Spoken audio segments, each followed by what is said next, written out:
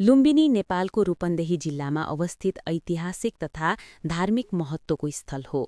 यो स्थानलाई विश्वभरका बौद्ध धर्मावलम्बीहरूले पवित्र तीर्थस्थलको रूपमा मान्छन्, किनकि यही करिब ईपू 563 तिर सिद्धार्थ गौतम बुद्धको जन्म भएको थियो।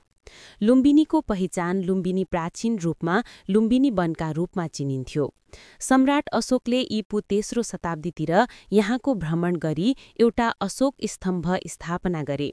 त्यस स्तम्भमा संस्कृत ब्राह्मी लिपि प्रयोग गरिएको शिलालेख आज पनि संरक्षित छ, जसले बुद्ध यही जन्म भएको पुष्टि गर्छ।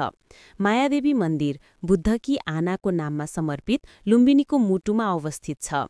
यस मन्दिर वरिपरि पुरातात्विक उत्खननबाट बुद्ध जन्मिएको स्थान मार्कर स्टोन सार्वजनिक गरिएको छ।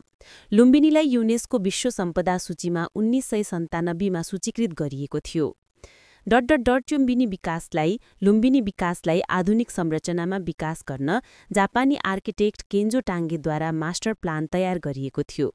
लुम्बिनी क्षेत्रमा विश्वका विभिन्न देशहरूले बनाएका स्तूप, विहार र मन्दिरहरू छन्, जस्तै थाइल्याण्ड, श्रीलङ्का, जर्मनी,